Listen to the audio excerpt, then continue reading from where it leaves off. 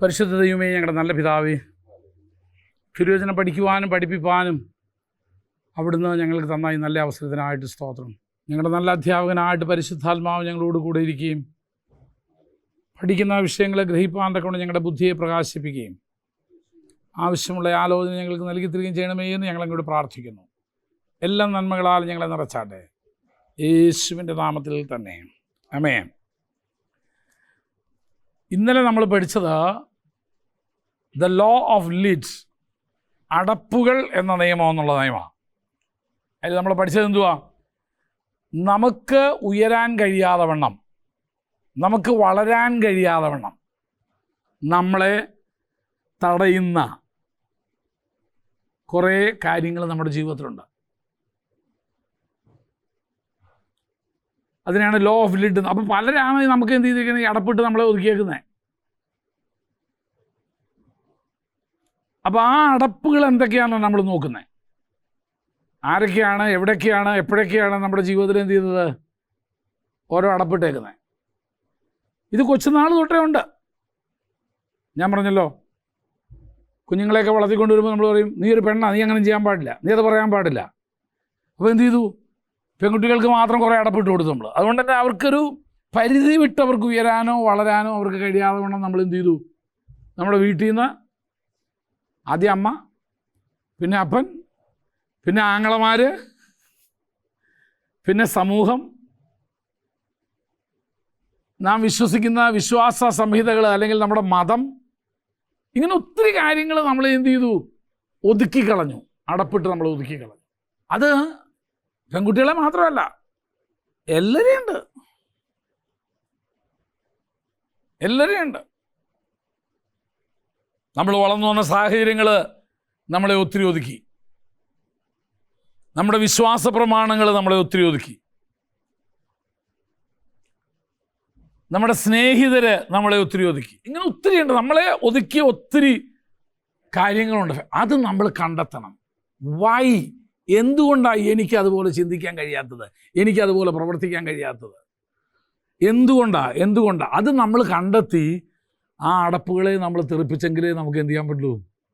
പുറത്തു വരാൻ പറ്റുള്ളൂ. ഇപ്പോൾ നമ്മൾ കണ്ടത്, ഇന്നലെ നമ്മൾ വേദപുസ്തകത്തിൽ നിന്ന് ഒരാളെ എടുത്തു, ശൗലിനെ എടുത്തു. ശൗലിനെ പരിമിതിപ്പെടുത്തിയ ഒത്തിരി അടപ്പുകളുണ്ടായിരുന്നു. അവൻ്റെ ജീവിതത്തെ പരിമിതിപ്പെടുത്തിയ ഒത്തിരി വസ്തുതകൾ. അതിലൊന്ന് നമ്മൾ കണ്ടത് ഭയമായിരുന്നു. ഇസ്രയേലിൻ്റെ രാജാവായിട്ടിരിക്കാൻ അവനെ അഭിഷേകം ചെയ്തിട്ട് പിറ്റേന്ന് എല്ലാവരും കൂടെ കൂടി വന്ന് ചീട്ടൊക്കെ ഇട്ട് നോക്കിയപ്പോൾ ആർക്ക് വീണു? ഇവന് തന്നെ ചീട്ട് വീണേ. പക്ഷെ അവനെ കാണാനില്ല. അവൻ സാമാനങ്ങളുടെ ഇടയിൽ പോയി എന്ത് ചെയ്തു? ഒളിച്ചിരുന്നു. പല കാരണങ്ങളാലായിരിക്കാം. ഇസ്രയേലിൽ അവരുടെ രാജാവ് ഇല്ല കേട്ടോ. അപ്പോൾ ചുറ്റുപാടുമുള്ള രാജ്യങ്ങളിലെ രാജാക്കന്മാർ കാര്യങ്ങൾ നടത്തുന്നത് കണ്ടുകൊണ്ടാണ് ഇസ്രയേൽ ചോദിക്കുന്നത്, ഞങ്ങൾക്ക് ഒരു രാജാവ് വേണമെന്ന്. ഒരുപക്ഷെ അവൻ്റെ ഭയത്തിൻ്റെ കാരണം too much expectation from the people. ജനങ്ങൾ അവനിൽ നിന്ന് ഉദ്ദേശിക്കുന്ന, ആവശ്യപ്പെടുന്ന ജനത്തിൻ്റെ പ്രതീക്ഷ അത്ര വലുതായതുകൊണ്ട് എന്നെക്കൊണ്ട് അത് സാധിക്കുമോ എന്നുള്ള ഒരു ഭയം ഉണ്ട്. പലപ്പോഴും നമുക്കെല്ലാം ഉള്ളൊരു പേടിയാണ് അത്. എന്നെക്കൊണ്ട് അത് കഴിയുമോ? മോശം അത് തന്നെ പറയാൻ കാരണം, ഈ തടിച്ച നാവും വിക്കനുമായ എന്നെക്കൊണ്ട് ഈ ജനത്തിൻ്റെ നേതാവായിരിക്കാനായിട്ട് കഴിയുമോ? യിരെമ്യാവിനെ വിളിച്ചപ്പോൾ യിരെമ്യാവ് പറഞ്ഞു, ഞാൻ ബാലനാ, എന്നെക്കൊണ്ട് ഞാൻ പറഞ്ഞാലൊന്നും എന്ത് ചെയ്യത്തില്ല, ആരും കേൾക്കില്ല, കാരണം ഞാൻ അവരെക്കാൾക്ക് ചെറിയ ബാലനാണ്. അപ്പോൾ ഈ ഭയത്തിൻ്റെ ഒരു കാരണം അതാണ്. ഏതാ? The high expectation of the people. നമ്മുടെ ചുറ്റുപാടുമുള്ള ആളുകൾ നമ്മളിൽ നിന്ന് പ്രതീക്ഷിക്കുന്ന ആ വലിയ പ്രതീക്ഷ.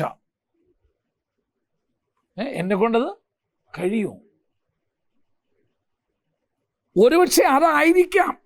അല്ലെങ്കിൽ ഇവനറിയാമായിരുന്നല്ലോ, ശൗലിന് അറിയാമായിരുന്നല്ലോ താനാണ് ഇനി രാജാവാൻ പോകുന്നതെന്നുള്ളത്. തലേ അധ്യായത്തിൽ ശമൂവേൽ ഇവനെ എന്ത് ചെയ്തതാ? അഭിഷേകം ചെയ്ത് പറഞ്ഞാൽ, നിൻ്റെ ഇസ്രയേലിൻ്റെ പ്രഭുവായിരിക്കാൻ വേണ്ടി ഞാൻ നിന്നെ അഭിഷേകം ചെയ്തിരിക്കുന്നു എന്ന് പറഞ്ഞിട്ടും അവൻ മുന്നോട്ട് വരാഞ്ഞതിൻ്റെ കാരണം ഈ ഒരു ഭയമായിരുന്നു. Can I do it? എന്നെക്കൊണ്ടത് പലപ്പോഴും മിനിസ്ട്രിയിൽ പലരും ഇറങ്ങാൻ പലരും അമാന്തിക്കുന്നതിൻ്റെ ഒരു കാര്യം അതാണ്. എന്തുവാ? ജനത്തിൻ്റെ ആ എക്സ്പെക്റ്റേഷൻ ഫുൾഫിൽ ചെയ്യാൻ എന്നെക്കൊണ്ട് സാധിക്കില്ല. എന്നെക്കൊണ്ട് എനിക്ക് അത്രയും പഠിപ്പൊന്നുമില്ല, എനിക്ക് അത്രയും കഴിവൊന്നുമില്ല, എനിക്ക് അത്രയും പ്രാപ്തിയൊന്നുമില്ല, എന്നെക്കൊണ്ടത് സാധിക്കില്ല. That's A fear. അതുകൊണ്ട് അവൻ എന്ത് ചെയ്തു? ഒളിച്ചിരിക്കുക പോയി സാധനങ്ങളിൽ. അവസാനം തേടി പിടിച്ച് കൊണ്ടുവന്നു കേട്ടോ. അപ്പം നമ്മൾ എന്ത് ചെയ്യണം? ഈ ഭയത്തിൽ നിന്ന് പുറത്തു കൊണ്ടുവരണം. നമ്മൾ ആദ്യം പുറത്തു വരണം. നമ്മൾ ആരെ ലീഡറാക്കാൻ ആഗ്രഹിക്കുന്നോ അവരെ എന്ത് ചെയ്യണം? ആ ഭയത്തിൽ നിന്ന് പുറത്തു കൊണ്ടുവരണം. Slowly we have to bring them out. അതിനെന്ത് ചെയ്യണം? ഭയത്തിൻ്റേതൊന്നും നമ്മൾ ആളുകളിൽ വിതയ്ക്കാൻ പാടില്ല. ഈ കൊച്ചു പിള്ളേരെയൊക്കെ ആളുകളിനോ വല്ലതും വല്ല ഉറുമ്പോ തൊഴിൽ എന്ന് പറഞ്ഞാൽ അതിനെ പേടിപ്പിച്ച് let them go and touch it. ആ ഉറുമ്പിനെ ഒന്ന് പിടിക്കട്ടെ. ഡോണ്ട് പുട്ട് ഫിയർ ഒരിക്കലും നമ്മുടെ. അപ്പം നമ്മളിവിടെ ചെയ്യുന്ന ഒരു കാര്യം എന്നാണെന്നറിയാമോ? ജനത്തിൻ്റെ ഹൃദയത്തിൽ നിന്ന് ഭയം കളയാനായിട്ട് നമ്മൾ ചെയ്യുന്ന ഒരു കാര്യം എന്നാണെന്നറിയാമോ? അവരെ ആദ്യം തൊട്ടേ നമ്മൾ എന്ത് ചെയ്യാമെന്നറിയാമോ? മിനിസ്ട്രിയിൽ നമ്മൾ ഇൻവോൾവ് ചെയ്യിക്കുകയാണ്. ഇവിടെ ആദ്യം ചെയ്തിരുന്നത് അങ്ങനെ പ്രാർത്ഥിച്ച് ആളുകളെ മുന്നോട്ട് വിളിച്ചതിന് ശേഷം പ്രാർത്ഥിക്കാനായിട്ട് ആരെ ഏർപ്പാട് ചെയ്യും? നമ്മുടെ ബൈബിൾ സ്കൂളിൽ പഠിക്കുന്ന പിള്ളേരെ കൊണ്ടായിരുന്നു പ്രാർത്ഥിപ്പിച്ചിരുന്നത് ആദ്യമൊക്കെ. എന്തിനാ? ഒരു കോൺഫിഡൻസ് അവർക്കുണ്ടാവാൻ വേണ്ടിയിട്ട്. ഞങ്ങൾ പ്രാർത്ഥിച്ചാലും രോഗികളെ സൗഖ്യമാവും, ഞങ്ങൾ പ്രാർത്ഥിച്ചാലും വിടുതൽ കിട്ടും, ഞങ്ങൾ പ്രാർത്ഥിച്ചാലും വിഷയങ്ങൾ നടക്കും. അപ്പം ഭയത്തെ മാറ്റാനുള്ള ഏക മാർഗം എന്താണെന്നറിയാമോ? കോൺഫിഡൻസ് ക്രിയേറ്റ് ചെയ്യുക എന്നുള്ളതാണ്. അത് പ്രത്യേകിച്ച് ലീഡർഷിപ്പിലിരിക്കുന്ന നമ്മൾ ശ്രദ്ധിക്കണം. എല്ലാവരും നമ്മളെപ്പോലെ എല്ലാം ചെയ്യാൻ എപ്പോഴും എന്ത് ചെയ്യുന്ന വരത്തില്ല, ഒരുക്കമായെന്ന് വരത്തില്ല. അത് നമ്മൾ മനസ്സിലാക്കിയിട്ട് അവരെ കളിയാക്കുകയല്ല വേണ്ടേ, അവരെ കൂടെ കൊണ്ടു നടക്കുക. ഓക്കെ, ഞാൻ എന്തുവാ ചെയ്യുന്നതെന്ന് നിങ്ങൾ നോക്കി പഠിക്കുക. അതാണ് നമ്മുടെ ഗിദെയോൻ ചെയ്തത്, ഇല്ലേ? 300 പേരെ സാധാരണക്കാരായ 300 പേരെ ആര് ഗിദെയോൻ തിരഞ്ഞെടുത്തേ? Ordinary people. അവരിൽ ആകെ ഉള്ളത് എന്തുവാ? കുടം, പന്തം, വാള്. ഇതൊന്നും ഉപയോഗിക്കാം. അപ്പോൾ നിങ്ങളൊരു കാര്യം ചെയ്താൽ ഞാൻ കാണിക്കുന്ന പോലെ അങ്ങ് കാണിച്ചാൽ മതി, ഞാൻ ചെയ്യുന്ന പോലെ ചെയ്യുക. അത്രയും ചെയ്ത് വിടും നിങ്ങൾക്ക്. ഞാൻ കുട ഇടുമ്പോൾ കുട ഇട്ടുകൂടെ നിങ്ങൾക്ക്? ഒരു ലീഡർ എപ്പോഴും ചെയ്യേണ്ട ഒരു കാര്യം എന്നാണെന്നറിയാമോ? Build confidence. അത് നമ്മുടെ മക്കളിലായാലും. അപ്പോൾ ഒരു ഫാദർ എന്ന് പറഞ്ഞാൽ വീടിൻ്റെ ലീഡറാണ്. Everybody is a leader. അപ്പോൾ നമ്മൾ അവരിൽ കോൺഫിഡൻസ് ഉണ്ടാക്കി കൊടുക്കാനായിട്ട് നമ്മൾ അവസരം കൊടുക്കണം. എല്ലാ കാര്യത്തിനും. അതൊരു 100 രൂപ കൊടുത്തേക്ക്, നീ സാധനങ്ങളൊക്കെ മേടിച്ചുകൊണ്ട് വരാൻ പറ. And find out how he manages that money. ഇത് അവസാനം നീയും ചത്തു. ഇതുവരെ ബാങ്കിൽ പലരും പേരും പറഞ്ഞ് കേട്ടിട്ടുണ്ട്. ഭർത്താവ് മരിച്ചു, ഞാനിതുവരെ ബാങ്കിൽ പോയിട്ടില്ല, എന്നെ കൊണ്ട് ഒന്നും അയാൾ ചെയ്യിച്ചിട്ടില്ല, എനിക്കൊരു മാർക്കറ്റിൽ പോകാം, എനിക്കൊന്നും അറിയത്തില്ല, എവിടാന്ന് പോലും അറിയത്തില്ല.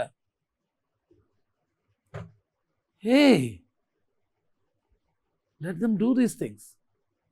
അവർ ചെയ്യട്ടെ, അവർ പഠിപ്പിക്കേ. ഇല്ലെങ്കിൽ നീ ഒരു ദിവസം പോകുമ്പോൾ എന്തോ ചെയ്യേണ്ടതെന്നറിയാതെ കയ്യും കാലും ഇട്ട് അടിക്കും. എത്രയോ പേരെ ഞാൻ കണ്ടിട്ടുണ്ട്.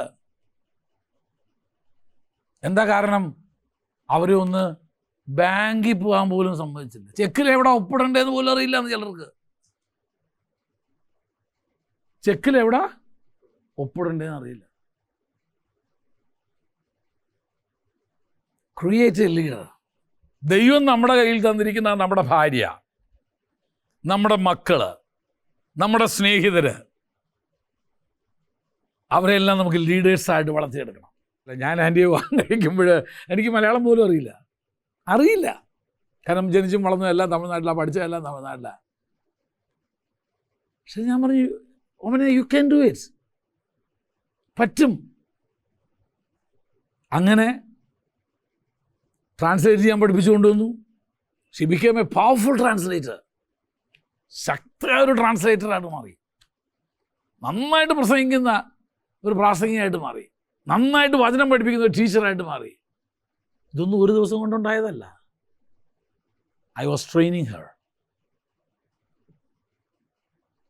അമേരിക്കയിലൂടെ തന്നെ പറഞ്ഞേക്കത്, നീ പോ, ഇംഗ്ലീഷ് വായിക്കാൻ അറിയാമല്ലോ, ഇനി പൊക്കോ, പാസ്പോർട്ട് ഏതാണെന്നറിയാമല്ലോ, പോ.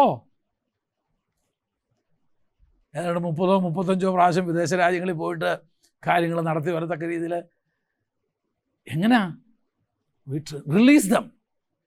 അവർക്ക് അവസരങ്ങൾ കൊടുക്കുക, അവരിൽ കോൺഫിഡൻസ് ബിൽഡ് ചെയ്യുക. ശൗലിന് പറ്റിയത് ഭയമാണ്. തന്നെക്കുറിച്ച് ഇസ്രായേലിൻ്റെ രാജാവായിരിക്കാനാണ് ദൈവം ആഗ്രഹിക്കുന്നതെന്നൊക്കെ അറിഞ്ഞിട്ട് പോലും he was hiding away, running away. നമ്മൾ ഒരിക്കലും അങ്ങനെ ചെയ്തത് അല്ലേ? അതുകൊണ്ട് ആദ്യം തിരുവത്താഴം കൊടുക്കാൻ ആകെ പറിച്ചല്ലോ, ആദ്യം കപ്പ് വാങ്ങിക്കാൻ പരിശീലനം കൊടുക്കുക. ഓക്കെ, അത് കഴിഞ്ഞാൽ പിന്നെ വീഞ്ഞ് അവസാനമേ കൊടുപ്പിക്കത്തുള്ളൂ. അത് കഴിഞ്ഞാൽ ബ്രെഡ് കൊടുക്കുക. Slowly let them step in to the ministry, let there be a confidence. We need people. അല്ലാണ്ട് ഞാനിവിടെ ചത്ത് കഴിഞ്ഞാൽ ഇതിനി ആരാ എന്തോ ഒന്നും അറിയില്ലാത്തുള്ള ഒരു കൂട്ടം ജനത്തെ ഇവിടെ ഇട്ടിട്ടുണ്ട കാര്യമുള്ള, പാനിക്കായ ഒരു ജനത്തെ ഉണ്ടാക്കിയിട്ടുണ്ട കാര്യമുള്ള. Build them relationship. രണ്ടാമത്തത്, ശൗലിൻ്റെ രണ്ടാമത്തെ പരാജയത്തിന് ഉണ്ടാകുന്ന ക്ഷമയില്ലായിരുന്നു ഈ ആശാന്. അതാണ് പലരും ലീഡർഷിപ്പിൽ പരാജയപ്പെട്ടതിൻ്റെ കാര്യം എന്നാണെന്നറിയാമോ? അവർക്ക് ക്ഷമിക്കാന്നുള്ള അർത്ഥത്തിലല്ല, ഇത് ഒന്ന് കാത്തിരിക്കാനുള്ള, അവർക്ക് അതിൻ്റെ തെളിവ് നമ്മൾ എഴുതി 1 ശമൂവേൽ 13-ാം അധ്യായത്തിൻ്റെ 8, 9, 10 വാക്യങ്ങൾ. അതുകൊണ്ട് അവിടെ സംഭവിച്ചത്, യാഗം അർപ്പിക്കാനായിട്ട് തീരുമാനമെടുത്തു, പക്ഷേ സമയത്തിന് ആരും വന്നിട്ടില്ല. ശമൂവേൽ ഇതുവരെ എത്തിയില്ല. ജനങ്ങളൊക്കെ പ്രസ് ചെയ്യാൻ തുടങ്ങി. എന്തോ മണി ഇത്രയും സമയം പാസ് തരുമെന്നില്ല, ഇനി ബ്രദറങ്ങ് എന്ത് ചെയ്തോ കാര്യങ്ങൾ ചെയ്തോളാൻ പറഞ്ഞു. വേണമെങ്കിൽ ശൗൽ രാജാവ് വേണമെങ്കിൽ പറയാം, ലെറ്റ്സ് വെയിറ്റ് 10 more minutes, നമുക്കൊരു 10 മിനിറ്റ് കൂടെ വെയിറ്റ് ചെയ്യാമല്ലോ. 12:30 യോഗം നിർത്തിയാൽ പോരെ, എപ്പം തുടങ്ങിയാലും. അതുകൊണ്ട് എന്ത് ചെയ്യാം, നമുക്കൊരു 10 മിനിറ്റ് കൂടെ വെയിറ്റ് ചെയ്യേ, ലെറ്റ്സ് വെയിറ്റ്, നമുക്ക് വേണം ഒരു പാട്ട് കൂടെ പാടാം, കൂടി പോകത്തൊന്നുമില്ലല്ലോ. പക്ഷെ അതിനു വേണ്ടി എന്തോ ഇവൻ അത് കാത്തിരിക്കാതെ ഇവൻ കയറി യാഗം അർപ്പിച്ചു. അർപ്പിച്ച് തിരിഞ്ഞു നോക്കുന്ന ശമൂവേലിൻ്റെ മുഖത്തേക്കാണ്. ശൗലിൻ്റെ ജീവിതത്തിലെ പരാജയത്തിൻ്റെ കാരണങ്ങളിലൊന്നും അതായിരുന്നു. ട്രൂ ലീഡറായിരുന്നു, പക്ഷേ എന്തില്ല, ഒന്ന് വെയിറ്റ് ചെയ്യാനുള്ള മനസ്സില്ലാതായിപ്പോയി. അടുത്തത് നമ്മൾ ഇന്നലെ പഠിച്ചത് അവനൊരു വലിയ പരാജയമായിരുന്നു മറ്റുള്ളവരുടെ സ്വാധീനം എന്ന് പറഞ്ഞാൽ, വേണ്ടപ്പെട്ടവർ പറഞ്ഞാൽ പിന്നെ അത് എന്ത് ചെയ്തില്ല, അവൻ അത് പറഞ്ഞാൽ ഇൻഫ്ലുവൻസ്. അത് മറ്റുള്ളവർ എന്ത് ചെയ്തു, ഈ ഇൻഫ്ലുവൻസ് നല്ല രീതിയിലും ചീത്ത രീതിയിലും ഉണ്ടാക്കാം നമ്മളെ. അത് ശൗലിൻ്റെ ജീവിതത്തിലൊരു വലിയ പരാജയമായിരുന്നു. അവൻ പറയുന്നത് എന്തോ, ജനം എന്നെ, അതിന് വേറെ നല്ല വാക്ക് പിയർ പ്രഷേഴ്സ് എന്നാണ്. എന്ന് പറഞ്ഞാൽ എന്തുവാ, എല്ലാവരും കൂടെ പറഞ്ഞു, ഞാൻ ചെയ്തു, എനിക്ക് ചെയ്യാൻ ഇഷ്ടമില്ലായിരുന്നു, പക്ഷെ ഇവരെല്ലാവരും കൂടെ എന്നെ കൊണ്ട് നിർബന്ധിച്ച് ചെയ്യിച്ചു. A leader should not be a person addicted to peer pressures. ഒരു നേതൃത്വത്തിലിരിക്കുന്ന ഒരാൾ ഒരിക്കലും സമ്മർദ്ദങ്ങൾക്ക് വിധേയനം. സമ്മർദ്ദം വേണമെങ്കിൽ ഭാര്യയുടെ നാവാം, പക്ഷെ അവിടെ നീ ഭർത്താവല്ല, അവിടെ നീ സഭയുടെ പാസ്റ്ററാണ്. നിങ്ങളൊരു കാര്യം ഞാൻ എപ്പോഴും പറയാം, ഞാൻ എൻ്റെ വൈഫിനോടും ഞാൻ പറഞ്ഞിട്ടുണ്ട്, I have no wife in the church and no son in the church. എനിക്ക് സഭയിലെ ഭാര്യയില്ല, സഭയിലെ മകനില്ല, എനിക്ക് സഭയിലെല്ലാം വിശ്വാസികളാണ്. വില കെട്ടേണ്ടി വരും ചിലപ്പം തിരിച്ച് ചിലപ്പം കഞ്ഞി കിട്ടിയില്ലെന്ന് വരും. എനിക്കങ്ങനെ ഉണ്ടായിട്ടില്ല കേട്ടോ. പക്ഷെ ഞാൻ പറഞ്ഞത്, ചിലപ്പം 2 ദിവസം മിണ്ടാതെ നടന്നിരിക്കും, കുറച്ച് കഴിയുമ്പോൾ മനസ്സിലാക്കും, he was right. In church I have no wifes, no children, I am not a father too. In the church, സഭയ്ക്കകത്ത് വരുമ്പോൾ I am a servant of God appointed by God. അവിടെ ഞാൻ മുഖം നോക്കത്തില്ല. അതുകൊണ്ട് ഭാര്യയോട് പറയാനുള്ളതെല്ലാം കൂടെ സഭയിൽ നിന്ന് വിളിച്ച് പറയുന്നതല്ല ഞാൻ ഈ പറഞ്ഞത്. അങ്ങനെയുണ്ട് ചിലർ. ഈയിടെ ഒരാളെ കുറിച്ച് പറയുന്നത് കേട്ടു, ഇയാൾക്ക് എന്നോട് പറയാനുള്ളതെല്ലാം കൂടി സഭയൊക്കെ എന്ന് വിളിച്ച് പറയുന്നത് എന്തോത്തിനാണ്. ഇയാൾക്ക് എന്നോട് പറയാനുള്ളത് ഈ സഭയെ വിളിച്ച് പറയുന്നത് എന്തോത്തിനാന്ന് ചോദിക്കുന്ന ഒത്തിരി പേരെ ഞാൻ കേട്ടിട്ടുണ്ട്. പിയർ പ്രഷേഴ്സ് ഒരിക്കലും നമ്മളെ എന്ത് ചെയ്യരുത്, സമ്മർദ്ദപ്പെടുത്തരുത്. ചിലപ്പം പറഞ്ഞേക്കാം, ഇഷ്ടമില്ലാത്തതുകൊണ്ട് പറഞ്ഞ പാഷ നിങ്ങൾ ആ വീട്ടിൽ പോകാൻ പാടില്ല എന്ന് ചിലപ്പം എന്ത് ചെയ്തും പറയും. ഐ ആം സോറി, മോളെ ക്ഷമിക്കണം, അവരെൻ്റെ സഭയിലെ വിശ്വാസിയായിരിക്കുന്നിടത്തോളം കാലം ഞാനത് ചെയ്തു കൊടുത്തേ പറ്റൂ. അവനെൻ്റെ വിശ്വാസിയായിരിക്കുന്നിടത്തോളം കാലം ഞാനത് ചെയ്തു കൊടുത്തേ പറ്റൂ. സോ പിയർ പ്രഷേഴ്സ് ഒരിക്കലും ഒരു ലീഡറിനെ എന്ത് ചെയ്യാൻ പാടില്ല, സമ്മർദ്ദത്തിലാക്കിയിട്ട് അവൻ ചെയ്യേണ്ട ദൗത്യത്തിൽ നിന്ന് അവനെ പിന്തിരിക്കാനായിട്ട് പാടില്ല. നാലാമത് നമ്മൾ കണ്ടത്, അവനുണ്ടായിരുന്ന ഒരു വലിയ പരാജയം എന്ന് പറഞ്ഞാൽ അവൻ്റെ കൂടെയുള്ളവർക്ക് ആർക്കും യുദ്ധസാമഗ്രികളില്ലായിരുന്നു. യോനാഥാനും ശൗലിനും എന്തുണ്ടായിരുന്നു? നമ്മളതാ വായിച്ചു, 1 ശമൂവേൽ 13-ാം അധ്യായത്തിൻ്റെ 22-ാം വാക്യത്തിൽ വായിച്ചതാ. യുദ്ധത്തിന് പോവുക എല്ലാവരും. പക്ഷെ ശൗലിനും യോനാഥാനും എന്തോ ഉണ്ടായിരുന്നു? വാളും കുന്തുമൊക്കെ ഉണ്ടായിരുന്നു. പക്ഷെ കൂടെയുള്ള ആർക്കും, അതിൻ്റെ അർത്ഥം എന്നാ? He didn't care. എൻ്റെ കൂടെയുള്ളവർക്ക്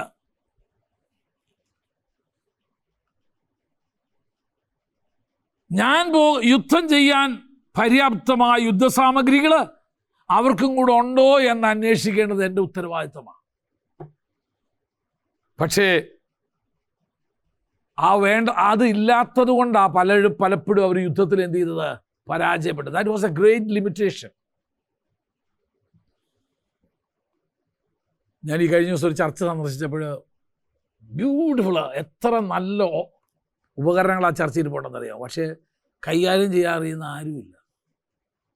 ഈ പാസ്റ്റർ കാശ് കൊടുത്ത് ഇതെല്ലാം ഇവിടെ മേടിച്ച്, പുള്ളി ഏതാണ്ട് ഒരു സഭയിൽ ചെന്നപ്പോൾ കണ്ടതിൽ അവിടെ നല്ല ഓർഗൻ ഇരിക്കുന്നത് കണ്ടു, ഡ്രം സെറ്റ് ഇരിക്കുന്നത് കണ്ടു, നല്ല PA സിസ്റ്റം കണ്ടു. ഈ പുള്ളി ബാങ്കിൽ നിന്ന് ലോണും എടുത്ത് ഇതെല്ലാം മേടിച്ച് വെച്ചിരിക്കുക. വായിക്കാൻ ആരോ ഉണ്ടോന്നും പുള്ളി എന്ത് ചെയ്തില്ല, വായിക്കാൻ ആർക്കും അറിയത്തില്ല.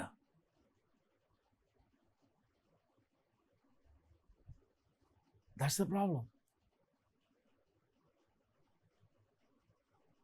ഞാൻ ഈ കഴിഞ്ഞ ദിവസം വേറെ സഭയിൽ ചെന്നപ്പോൾ നന്നായിട്ട് വചന ശുശ്രൂഷ അദ്ദേഹം. പക്ഷേ വേർഷിപ്പ് ഇതിപ്പരം തറയില്ല എന്ന് പറഞ്ഞാൽ എന്തുവാ, പാടാൻ അവിടെ അറിയുന്ന ആരുമില്ല, അതൊന്നും കോർഡിനേറ്റ് ചെയ്യാൻ പറ്റുന്ന ആരുമില്ല. ഞാൻ ആ പാസ്റ്ററെ വിളിച്ചു പറഞ്ഞു, പാസ്റ്ററെ ദയവ് ഇത് പാസ്റ്റർ പാട്ട് പാടാതിരിക്കുമോ? പാടാൻ അറിയാവുന്ന ആരെങ്കിലും ഒരാളെ എവിടുന്നെങ്കിലും, ഏത് ഒരു ഞായറാഴ്ച 100-200 രൂപ കൊടുത്തിട്ടാണെങ്കിലും, ഒരു 100-300 രൂപ കൊടുത്തിട്ടാണെങ്കിലും എന്ത് ചെയ്യേ, നിങ്ങൾക്ക് വർഷിപ്പ് ലീഡ് ചെയ്യാനായിട്ട് ഒരാളെ, പാട്ട് പാടാനും ഇതിനൊക്കെ പറ്റിയ ഒരാളെ നിങ്ങൾ കണ്ടെത്തും. സോ വി ഷുഡ് നോ, നമുക്കത് മനസ്സിലാക്കണം. അടുത്തത് നമ്മൾ കണ്ടത് എന്നറിയാമോ, ശൗലുണ്ടായിരുന്നൊരു വലിയ ആളൊരു നിഷേധിയായിരുന്നു. നിഷേധി എന്ന് പറഞ്ഞാൽ എന്താ അർത്ഥം? ആര് പറഞ്ഞാലും എന്ത് ചെയ്യത്തില്ല, കേൾക്കില്ല. അയാളോട് പോയി പണി നോക്കാൻ പറ. ഇതാണ് നമ്മൾ സാധാരണ, അയാളോട് പോയി പണി നോക്കാൻ പറ. അയാളെന്നുള്ളല്ലോ എനിക്ക് ചിലവിന് തരുന്നത്. നിങ്ങൾ കണ്ടിട്ടുണ്ടോ എന്ന് അങ്ങനെ അറിയത്തില്ല. ഞാൻ ഈ മിനിസ്ട്രിയിലായതുകൊണ്ട് ഞാൻ കുറേ എണ്ണത്തിനെ കണ്ടിട്ടുണ്ട്, അങ്ങനെ കുറേ പാസ്റ്റേഴ്സിനെ കണ്ടിട്ടുണ്ട്. നിഷേധിയ, നല്ല കാര്യം പറഞ്ഞു കൊടുത്താലും സ്വീകരിക്കത്തില്ല. അവരുടെ നന്മയ്ക്കാണ് നമ്മൾ പറയുന്നതെന്ന് അവർ സ്വീകരിക്കത്തില്ല. അതുകൊണ്ട് എന്താ 2-3 പ്രാവശ്യം അങ്ങനെ നിഷേധിയാകുമ്പോൾ ആരും നിന്നോട് പിന്നെ ഒന്നും പറയില്ല. പെമ്പിള്ളാർ ഇരിപ്പുണ്ടെന്ന് എനിക്കറിയാം, എന്നാലും ഞാൻ പറയാം, നീ സിപ്പിടാതെ വന്നാലും ആരും പറയില്ല. കാരണം എന്താ, ഇയാള് പറഞ്ഞാൽ കേൾക്കില്ല ഇയാള്. അതുകൊണ്ടാണ് ഞാൻ പാസ്റ്റേഴ്സിനെല്ലാം സ്ട്രിക്റ്റ് ഓർഡർ കൊടുത്തിട്ടുണ്ട്. നിങ്ങൾ പാൻസ് ഇട്ടാൽ ഒന്നെങ്കിൽ ജുബ ഇട്ടോണം. പാൻസിൻ്റെ ഷർട്ടുകൾക്ക് മുട്ടിൻ്റെ അവിടം വരെയെങ്കിലും എന്ത് ചെയ്യണം. ഞാൻ പറഞ്ഞതിൻ്റെ അർത്ഥം എന്നാണെന്നറിയാമോ, you have to be in a presentable mood. ആരും ചിലപ്പോൾ നിന്നെ ഗുണദോഷിച്ചെന്ന് വരത്തില്ല. കാര്യം എന്നാ, ഗുണദോഷിച്ചാൽ നീ കേൾക്കില്ല എന്ന് അറിയാം. എല്ലാത്തിനും ഇദ്ദേഹത്തിന് എന്തുകൊണ്ടായിരിക്കും ഒരു ന്യായം പറയാനുണ്ട്. അത് ഞാൻ വിചാരിച്ചതാ, എന്നിട്ട് പിന്നെ എന്നാ നീ ചെയ്യാഞ്ഞേ? ഇയാൾ വിചാരിച്ചിട്ടുമില്ല, ഒന്നുമില്ല. ഈ പറഞ്ഞു കൊടുത്ത ഉപദേശം സ്വീകരിക്കാൻ മനസ്സില്ല, ഇത് എനിക്കറിയാമായിരുന്നു എന്ന് ഇദ്ദേഹം വെളിപ്പെടുത്തുന്നതാണ്. അങ്ങനെ നമ്മുടെ ഇടയിൽ തന്നെയുണ്ട്. നമ്മുടെ ഇടയിൽ തന്നെയുണ്ട്. ഞാൻ പേരൊന്നും പറയുന്നില്ല. പറഞ്ഞു കൊടുത്താൽ അങ്ങോട്ട് കേൾക്കില്ല. ഇനി ഒരു കാര്യം പറഞ്ഞു കൊടുത്താൽ അത് ഞാൻ എൻ്റെ മനസ്സിൽ വിചാരിച്ചിരുന്നതാ, പിന്നെ എന്തിനാ ചെയ്യുന്നതെന്ന് വിചാരിച്ചെന്ന്. പിന്നെ എന്തിനാ ചെയ്യുന്നതെന്ന് വിചാരിച്ചു കഴിഞ്ഞാൽ ചെയ്യേണ്ടത് നീ ചെയ്യണ്ടേ? ഈ ചില ആളുകൾക്ക് വലിയ സൂക്കേടുണ്ട്. ഭാര്യ പറഞ്ഞാൽ കേൾക്കില്ല. അവർ നാണക്കേടാണ്. നിന്റെ നന്മയെ നിന്റെ ഭാര്യ ആഗ്രഹിക്കത്തുള്ളൂ. അത് കേക്ക്. അത് വെങ്ങോന്നനായുണ്ടല്ലോ. നാട്ടുകാർ നിന്നെ കളിയാക്കണ്ടല്ലോ എന്ന് വിചാരിച്ചിട്ടാണ് എന്ത് ചെയ്യുന്നത്? വീട്ടിൽ ഇറങ്ങുന്നതിന് മുമ്പ് ഭാര്യ എന്നോട് പറഞ്ഞ് അത് ചെയ്യാനായിട്ട് പറഞ്ഞു. നിഷേധികളാണ്. ശൗലിനുണ്ടായിരുന്ന ഒരു വലിയ പരാജയം അതായിരുന്നു. ദൈവം ശൗലിനെ രാജസ്ഥാനത്ത് നിന്ന് തള്ളി എന്ന് ശമൂവേലിലൂടെ ദൈവം അവനോട് പറഞ്ഞിട്ടും അവൻ കടിച്ചു നോക്കി തന്നെ ഇരുന്നു. അവിടെ തുടർന്നു എന്ന് മാത്രമല്ല, അവന് ദാവീദ് ഭീഷണിയായി വരുന്നു എന്ന് തോന്നിയപ്പോൾ ദാവീദിനെ കൊല്ലാൻ തുടങ്ങി. എത്ര പ്രാവശ്യം കുന്തം ചാണ്ടിയെന്നറിയാമോ? എത്ര പ്രാവശ്യം കുന്തം ചാണ്ടിയെന്നറിയാമോ? കാരണം ശമൂവേല് പറഞ്ഞ ആ വാണിങ്, ആ മുന്നറിയിപ്പ് ശൗൽ എന്ത് ചെയ്തില്ല? ഉൾക്കൊണ്ടില്ല. പിന്നെ ആ മറുതലിപ്പിന്റെ മെന്റാലിറ്റി തന്നെ. എന്തിനാ ഇത്? That will lead into your destruction. നിന്റെ നാശത്തിലേക്കേ അത് നിന്നെ കൊണ്ടുപോകത്തുള്ളൂ. അടുത്തത് ശൗലിന്റെ ജീവിതത്തിലുണ്ടായിരുന്ന അടുത്തൊരു വലിയ പരാജയം എന്ന് പറയുന്നത് വീണ്ടും വിചാരമില്ലാത്തൊരു എടുത്തുചാട്ടമാണ്. ഒരു എടുത്തുചാട്ടം, എല്ലാത്തിനും ഒരു എടുത്തുചാട്ടം. അതായത് ഞാനിത് പറയേണ്ടതാണോ, അത് പറഞ്ഞ ദോഷം ചെയ്യൂ, ഇത് പറഞ്ഞ ആരെയൊക്കെ എവിടെല്ലാം ഇതിൻ്റെ പ്രത്യാഘാതങ്ങളുണ്ട്, ഇതൊന്നും ചിന്തിക്കാതെ എടുത്തുചാടുന്ന കുറേ പേരുണ്ട്. അതിൻ്റെ ഏറ്റവും നല്ല ഉദാഹരണമായിരുന്നു ശൗല്. യുദ്ധത്തിന് പോകാൻ നേരത്തെ അവനൊരു വലിയ വിളംബരം കിട്ടും. എന്തുവാ? ഇന്നാരും ഒന്നും ഭക്ഷിച്ചു പോകരുതെന്ന് പറഞ്ഞ് എന്ത് ചെയ്തു? ഒരു വിളംബരം കിട്ടും. വരുന്ന വഴിക്ക് യോനാഥാൻ മോൻ തന്നെ ഒരു ദിവസം താൻ വീഴുന്ന കണ്ടപ്പോൾ എന്ത് ചെയ്തു? എടുത്തെന്ന് രുചി നോക്കി. അപ്പോഴത്തേനും ന്യൂസ് പറഞ്ഞു യോനാഥാനെ നീ മരിക്കണം. അങ്ങനെ പറഞ്ഞേ. 1 ശമൂവേൽ 14 അധ്യായത്തിന് 44 വാക്യം വായിച്ചു നോക്ക്.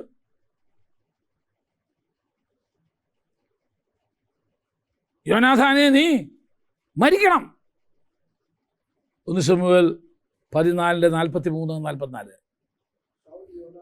ശൗൽ യോനാഥാനോട് നീ എന്തോ ചെയ്തേ? എന്നോട് പറയാൻ പറഞ്ഞു.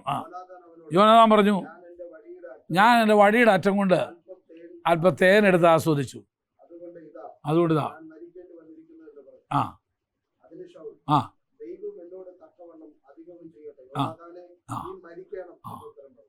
നോക്കിയേ പറഞ്ഞെന്തോ?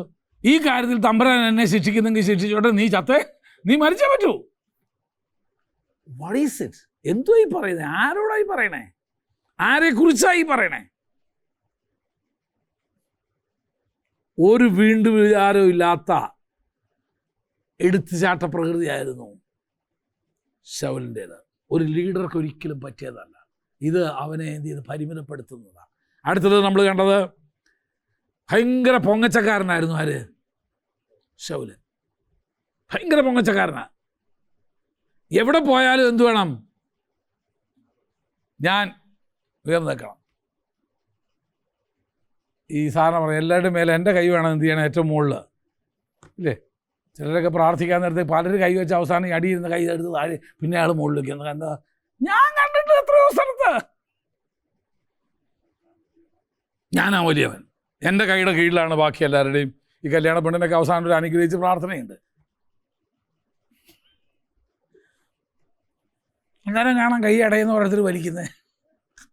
എൻ്റെ കയ്യിൽ വേണം എന്ത് ചെയ്യാൻ, എൻ്റെ കൈ വേണം എന്ത് ചെയ്യാനായിട്ട്. വഴീസ് എന്താ അതിൻ്റെ അർത്ഥം? പൊങ്ങച്ചമാണ്, ഞാനാ വലിയവനെന്നുള്ള ധാരണ. ഈ നിങ്ങൾ ശ്രദ്ധിച്ചാണോ എന്നറിയത്തില്ല, പൊങ്ങച്ചത്തിൻ്റെ വേറൊരു ധാരണ. ഈ ചില സൂക്കേടുണ്ട്, കസേരയിരുന്ന് അവരുടെ പേരെഴുതിയിട്ടിട്ട് അവർ പോകുള്ളൂ.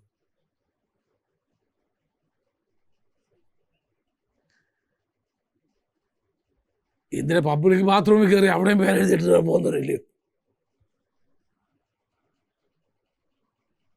അവരുടെ എന്നോ ഞാനിവിടെ ഉണ്ടായിരുന്നു. എൻ്റെ ഏറ്റവും വലിയ തെളിവ് വേറെ ദിവസത്തിൽ പറയുന്നുണ്ട്. ശൗൽ എന്തോ ഇരുന്നറിയാമോ? തനിക്കായി ജ്ഞാപക സ്തംഭങ്ങളെ ശൗൽ എന്ത് ചെയ്തു? തീർത്തു. പോകുന്നിടത്തല്ല. ചില ദേവദാസന്മാരുണ്ട്, എവിടെ പോയാലും എന്ത് ചെയ്യും? എന്തെങ്കിലും ഒരു ആറ്റുകുറ്റപ്പണി അവിടെ ചെയ്തിട്ട് അവരുടെ ഒരു പ്ലാക്ക് അവിടെ വെച്ചിട്ട് അവരുടെ ഒരു ഫലകം അവിടെ അതാണ് അതിൻ്റെ ഫലകം അവിടെ വെച്ചിട്ടേ പോരുള്ളൂ. ഒന്നും അല്ലെങ്കിൽ ഒരു റിനോവേറ്റഡ് അല്ലെങ്കിൽ പെയിൻറ്റഡ് ബൈ എന്നെങ്കിലും വെച്ചേക്കും. ഇന്നലെ പറഞ്ഞല്ലോ, ഒരു പള്ളിയിൽ ചെന്നപ്പോൾ ഫാനിലല്ല ഓരോരുത്തരുടെ പേര് എഴുതിയിട്ടിരിക്കുക, ഡൊണേറ്റ് ചെയ്ത ആളുടെ പേര്. What A nonsense it is. എന്താ എൻ്റെയൊക്കെ പുറകിലുള്ളത്?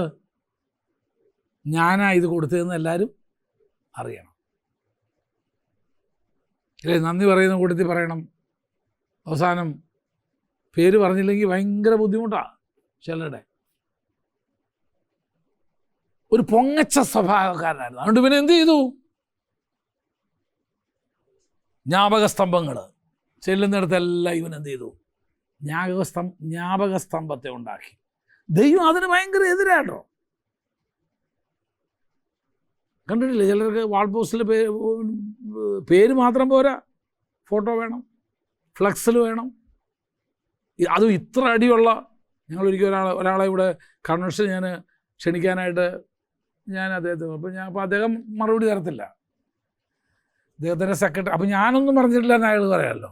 അതൊക്കെ ഓഫീസിൽ നിന്ന് നിയന്ത്രിക്കുന്ന ഇയാളല്ലേ, അതൊക്കെ ഓഫീസിൽ നിന്ന് നിങ്ങളെ അറിയിക്കുന്നതെന്ന് പറഞ്ഞപ്പം എന്നോട് പറഞ്ഞു, ഞാനിവിടെ തൃശ്ശൂർ വരണമെങ്കിൽ എനിക്ക് ഭയങ്കര പുള്ളി അതിൻ്റെ നീളവും വീതിയൊക്കെ പറഞ്ഞായിരുന്നു. ഏതാണ്ട് നമ്മുടെ ഒരു ഫ്ലക്സ് ചോദിച്ചിട്ടില്ല, എന്തുവാ അടുത്തോ ഏതാണ്ട് അത്രയും വലിപ്പത്തിലുള്ള ഫ്ലക്സ് 20 എണ്ണം ചവണി വയ്ക്കണം എന്ന് പറഞ്ഞു. ഞാൻ പറഞ്ഞു, നീ വേണ്ടെന്ന് പറഞ്ഞു. നിങ്ങൾ വേണ്ട, ഒരു 30,000 പേരെങ്കിലും എന്ത് ചെയ്യണം? യോഗത്തിന് കൂടണം. ഞാൻ അതെല്ലാം കഴിഞ്ഞിട്ട് ഇത് പുള്ളി പറഞ്ഞു, എനിക്കൊന്നും തരണ്ടെന്ന് പറഞ്ഞു. എനിക്ക് 5 പൈസ, പക്ഷേ സ്തോത്ര കാഴ്ച മുഴുവൻ ഞാൻ എടുക്കുമെന്ന് പറഞ്ഞു. എനിക്ക് നിങ്ങളൊന്നും തരണ്ട, പക്ഷേ 3 ദിവസം കൊണ്ട് നടത്തുന്ന സ്തോത്ര കാഴ്ച മാത്രമേ. ഞാൻ പറഞ്ഞു, ഞങ്ങൾ സ്തോത്ര കാഴ്ച എടുക്കാറില്ല. ഞാൻ ഇവിടെ പറഞ്ഞു, ഞങ്ങൾ സ്തോത്ര കാഴ്ച എന്ത് ചെയ്യുന്നില്ല, എടുക്കില്ല. അപ്പോൾ ഇനി എന്നാ വരും? അങ്ങനെയാണെങ്കിൽ എനിക്കൊരു 2 ലക്ഷം രൂപയെങ്കിലും എന്ത് ചെയ്യണം? ഞാൻ പറഞ്ഞത് പരിപാടിയേ വേണ്ടാന്ന് പറഞ്ഞു. നമുക്ക് അതൊക്കെ ഞാൻ പിന്നെയും കൊടുത്തേനെ. പക്ഷേ എനിക്ക് 20 ഫ്ലക്സിൻ്റെ കഥ പറഞ്ഞപ്പോഴാണ് എനിക്ക് എന്ത് ചെയ്തേ, എനിക്ക് തീരെ ദഹിക്കാൻ വയ്യായിരുന്നു. എന്തുവാ ഇത്? പൊങ്ങച്ചോ? ദൈവം അതിന് വളരെ എതിരാണെന്ന് നമുക്ക് 2 വാക്യങ്ങൾ ഞാൻ തന്നു. ഒന്ന് ഉൽപ്പത്തി പുസ്തകത്തിൽ, നാം നമുക്കൊരു പേരുണ്ടാക്കുക എന്ന് പറഞ്ഞ് ബാബേൽ ഗോപുരം പണിയാൻ നേരത്ത് ദൈവം ഇറങ്ങി വന്ന് അത് തകർത്ത് കളഞ്ഞു. മറ്റൊന്ന് നെബൂഖദ്നേസറായിരുന്നു. ഇതെല്ലാം ഞാൻ ഒന്ന് ഉൽപ്പത്തി പുസ്തകം 11-ാം അധ്യായത്തിൻ്റെ 4-ാം വാക്യം, മറ്റേത് ദാനിയേൽ 4:30. ഇതെല്ലാം ഞാൻ എൻ്റെ മഹത്വത്തിന് വേണ്ടി, എൻ്റെ പ്രതാപത്തിനായി ഉണ്ടാക്കിയ മഹതിയാം ബാബേലല്ലയോ. പറഞ്ഞു തീരുന്നതിന് മുമ്പ് സുബോധം നഷ്ടപ്പെട്ട് കാളയെ പോലെ പുല്ല് തിന്നുന്ന താനൊരു മൃഗമാണെന്നൊരു തോന്നൽ അവൻ്റെ ഹൃദയത്തിൽ വന്ന് അവന് പുല്ല് തിന്നുന്നൊരു കാളയ്ക്ക് സമനാക്കി പറ്റി. അടുത്തത് നമ്മൾ കണ്ടത് അത് എഴുതിയോ? 8-ാമത്തെയും കൂടെ എഴുതിയല്ലേ? അനുസരണക്കേട്. ഞാനൊരു കാര്യം എപ്പോഴും പറയാം, God put somebody in leadership. ദൈവം ഒരാളെ ഒരു നേതൃസ്ഥാനത്ത് ആക്കി വയ്ക്കുന്നത് to implement God's plans, ദൈവത്തിൻ്റെ ആലോചനകളെ നിവർത്തിക്കാൻ വേണ്ടിയാണ്. എന്തിനാണ് ദൈവം ഒരാളെ ലീഡർഷിപ്പിൽ കൊണ്ടിരുന്നത്? ദൈവത്തിൻ്റെ ആലോചന. നിങ്ങൾക്കറിയാമോ, കോരസിനെ കുറിച്ച് ദൈവം പറയുന്നൊരു സാക്ഷ്യമുണ്ട്. കോരസ് കേട്ടിട്ടുണ്ടോ? ബൈബിളിലെ മേദ്യ പാർസ്യ സാമ്രാജ്യത്തിൽ ഒരു രാജാവായിരുന്നു കോരസ്. കോരസ് എൻ്റെ ഇടയൻ, അവൻ എൻ്റെ ഹിതമൊക്കെ നിവർത്തിക്കും. യഹൂദനല്ല കോരസ്, ജാതീയ രാജാവാ. ആ ജാതീയ രാജാവിനെ കുറിച്ച് ദൈവം പറയാണ്, കോരസ് എൻ്റെ ഇടയൻ, അല്ലെങ്കിൽ എൻ്റെ പുരുഷൻ, അവൻ എൻ്റെ ഹിതമൊക്കെയും നിവർത്തിക്കും. അങ്ങനെയാണ് കോരസ് ഇവർക്ക് മടങ്ങിപ്പോകാനുള്ള സ്വാതന്ത്ര്യം നൽകി കൊടുക്കുന്നത്. So God put somebody in leadership. ദൈവം ചിലരെ നേതൃത്വത്തിലേക്ക് കൊണ്ടുവരുന്നത് ദൈവത്തിൻ്റെ ഹിതം നിവർത്തിക്കാനാണ്. ദാവീദിനെ കുറിച്ച് പറയുന്ന വാക്യം നമുക്കറിയാമല്ലോ, is a man of my own heart. എൻ്റെ സ്വന്തം ഹൃദയത്തിനനുസരിച്ചുള്ള ഒരു മനുഷ്യൻ. ദൈവം നമ്മളൊരു സ്ഥാനത്തേക്ക്, ഒരു ചുമതല ദൈവം നമ്മളെ ഏൽപ്പിക്കുന്നത് നമ്മുടെ ഇഷ്ടം ചെയ്യാനല്ല, ദൈവത്തിൻ്റെ ഇഷ്ടം ചെയ്യാനാണത് എപ്പോഴും ഞാൻ ഓർക്കണം. പക്ഷേ അത് നമ്മളിവിടെ കണ്ടു. ശൗലിനെ ദൈവം രാജസ്ഥാനത്ത് കൊണ്ടുവന്നത് എന്തിനാ? ഫെലിസ്ത്യരോടുള്ള ന്യായം വിധിക്കുന്നതിന് വേണ്ടിയാണ്. 1 ശമൂവേലിന്റെ പുസ്തകം 15-ാം അധ്യായത്തിൻ്റെ 17 മുതൽ 20 വരെയുള്ള വാക്യങ്ങൾ നമുക്ക് വായിക്കാം. 1 ശമൂവേൽ 15-ന്റെ 17 മുതൽ 20 വരെ വായിച്ചോ. ആ നിന്റെ സ്വന്തം കാഴ്ചയിൽ നീ ചെറിയവനായിരുന്നിട്ടും യഹോവ നിന്നെ ഇസ്രായേൽ ഗോത്രങ്ങൾക്ക് തലവനാക്കുകയും ഇസ്രായേൽ രാജാവായി നിന്നെ അഭിഷേകം ചെയ്യുകയും ചെയ്തു. പിന്നെ യഹോവ നിന്നെ ഒരു വഴിക്കയച്ചു. നീ ചെന്ന് അമാല്യക്കരായ പാപികളെ നിർമൂലമാക്കുക. അവർ നശിക്കും വരെ അവരോട് പൊരുതുകയും ചെയ്യണം എന്ന് കൽപ്പിച്ചു. അങ്ങനെ ഇരിക്കെ നീ യഹോവയുടെ കൽപ്പന അനുസരിക്കാതെ കൊള്ളയ്ക്ക് ചാടി യഹോവയ്ക്ക് അനിഷ്ടമായില്ലെന്ന് ചെയ്തു. അപ്പൊ ദൈവം ഇവനെ അമാല്യക്കർക്കെതിരെ അയച്ചതിൻ്റെ പുറകിലെ ഉദ്ദേശം എന്നാണെന്നറിയാമോ? ദൈവത്തിൻ്റെ ന്യായവിധി നിവർത്തിക്കുക എന്നുള്ളതായിരുന്നു. പക്ഷെ ഇവനെന്ത് ചെയ്തു? അവിടെ ചെന്ന് കണ്ടപ്പോൾ അവിടുത്തെ നല്ല കാളയും ആട് മാട് തടിച്ച മൃഗങ്ങളൊക്കെ കണ്ടപ്പോഴത്തേന് ഇവൻ്റെ കണ്ണ് മങ്ങി.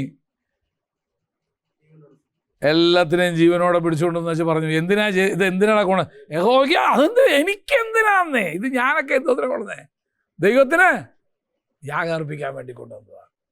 അപ്പോഴാ ശമൂവേല് അവനോട് പറയുന്നത്, കുഞ്ഞേ, അനുസരിക്കുന്നത് യാഗത്തെക്കാളും ചെവിക്കൊള്ളുന്നത് മുട്ടാടുകളുടെ മേധസ്സിനേക്കാളും നല്ലത്. ശൗലിൻ്റെ ഒരു വലിയ പരാജയത്തിന് അവനെ പരിമിതപ്പെടുത്തി ഒന്നായിരുന്നു അനുസരണക്കേടെന്നുള്ള അവൻ്റെ ഇത്. അടുത്തതിലേക്ക് നമ്മൾ പോവുക. അടുത്തത് എന്തുവായിരുന്നു ഇവൻ്റെ പ്രശ്നം? അസൂയ. എന്നെക്കാൾ നന്നായിട്ട് ഒരുത്തം പാടുന്നത് എനിക്ക് കണ്ടുകൂടാ.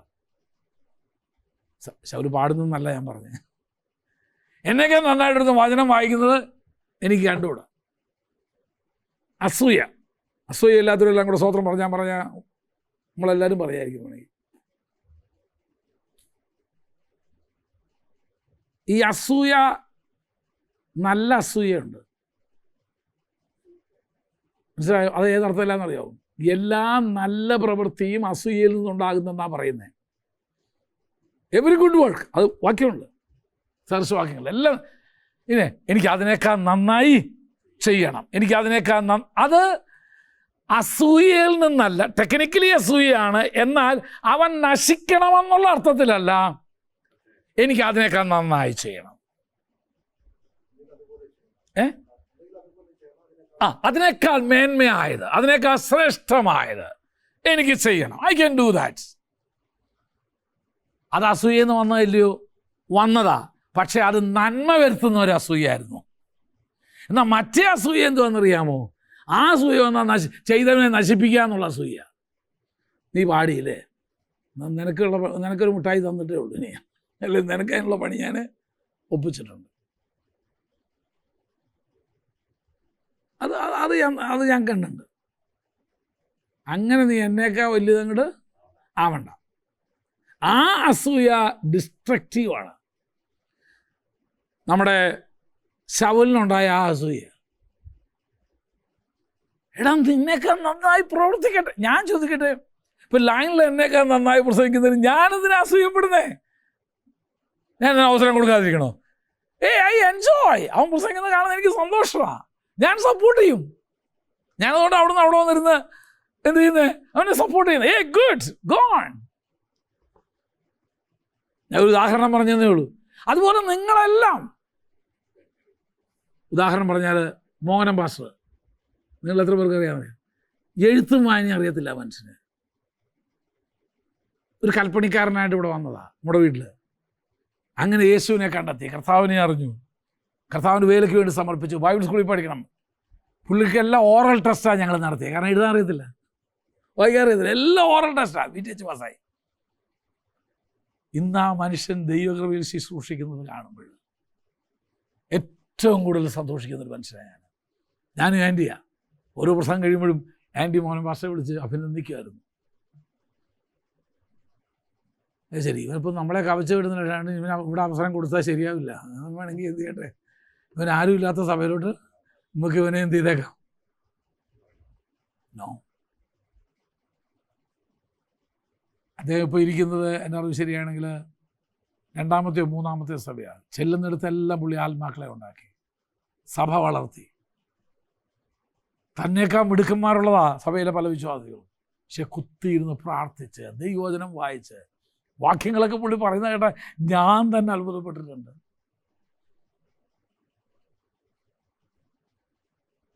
നീ എന്തിനാ അസൂയപ്പെടുന്നേ? നമ്മുടെ ദൈവദാസന്മാർ വളർന്നു വരുന്നതിൽ നമുക്ക് സന്തോഷമല്ലേ വേണ്ടേ? അവരെ വളർത്ത്, പ്രയോജനപ്പെടുത്ത്. പക്ഷെ ശൗൽ അതല്ലായിരുന്നു. ശൗലിന് കഴിയാൻ പറ്റാത്ത ഒരു വലിയ കാര്യമാ ദാവീദ് ഇപ്പോൾ ചെയ്തേക്കുന്നേ. ഏത്? ഗോലിയാത്തിനെ കൊന്ന് പകവരുത്തി തരുമ്പോൾ വരുന്ന വഴി കൂട്ടത്തിൽ ഈ ബോധമില്ലാത്ത പെണ്ണുങ്ങളെല്ലാം കൂടെ കുറേ പാട്ട് പാടി. എന്തുവാ? ശൗലായിരത്തെ കൊന്നു, ദാവീദോ 10,000. പാടിയതൊക്കെ ശരിയാന്നേ, സത്യമാണ് പാടിയത്. പക്ഷെ ഇത് കേൾക്കുന്നവന് എങ്ങനെ തോന്നുമെന്നും കൂടെ ചിന്തിക്കണ്ടായിരുന്നു. അതുകൊണ്ട് ചില പാട്ട് പാടുമ്പോൾ വേണ്ടാന്ന് പറയുന്നേ. കാരണം ഇത് ബുദ്ധിമുട്ടുണ്ടാക്കുന്ന നമുക്ക് അറിയാം. നോക്കാം നമുക്ക്. 1 ശമൂവേൽ 18-ാം അധ്യായത്തിൻ്റെ 8 മുതലുള്ള വാക്യങ്ങൾ വായിച്ചാൽ. അപ്പോൾ 3 വട്ടങ്ങൾ വായിച്ചു, എന്നാലേ കുറച്ചുകൂടെ എൻ്റെ ബാക്ക്ഗ്രൗണ്ട് പിടി കിട്ടത്തുള്ളൂ. സ്നേഹിച്ചു. ആ ആ ആ ആ ആ ആ ബോധിച്ചു. ആ ആ ആ ആ ആ ആ ആ എന്ന് പറഞ്ഞാൽ ഗാനപ്രതിഗാനമായിട്ട് ഒരാൾ പാടുക, ശൗൽ 1000 കൊന്നു. അപ്പം മറ്റൊരാളെല്ലാം കൂടെ ചേർത്ത് ദാവീദോ 10,000 പോരെ. അപ്പോൾ ശൗൽ ഏറ്റവും സന്തോഷിക്കേണ്ടതിന് പകരം ഇവന് ചുമ്മാ ഇവിടെ ഇരുന്നാൽ മതി, യുദ്ധം മുഴുവൻ ചെയ്ത് ജയിച്ചുകൊണ്ടിരുന്ന ആരാ? ദാവീദാ. ആരെങ്കിലും ചെയ്യട്ടെന്ന് പറഞ്ഞ് ഇവിടെ കുത്തിയിരുന്നാൽ മതി. പക്ഷെ ഇതവന് എന്നിട്ട് അതിൻ്റെ അടുത്ത വാക്യം വായിച്ചേൻ. ഇനി കൊടുത്തു, എനിക്ക് 1000 തന്നുള്ളൂ. ഇനി രാജത്വമല്ലാതെ ഇനി അവൻ എന്താ കിട്ടാനുള്ളത്? സഹിച്ചില്ല. അന്ന് മുതൽ ശൗലിന് ദാവീദിനോട് കണ്ണുകടി തുടങ്ങി. അസൂയ. എന്താ കാര്യം? ദാവീദ് ഒരു തെറ്റും ചെയ്തില്ല. ഈ യുദ്ധക്കളത്തിൽ ജീവനെ ത്യജിച്ച് പ്രാണനെ ത്യജിച്ച് യുദ്ധക്കളത്തിൽ നിന്ന് തൻ്റെ യജമാനന് വേണ്ടി തൻ്റെ രാജ്യത്തിന് വേണ്ടി യുദ്ധം ചെയ്ത് ജയം വരിച്ചു വരുന്ന ദാവീദ് 10,000 കൊന്നു എന്നുള്ള ഗാനം കേട്ടപ്പോൾ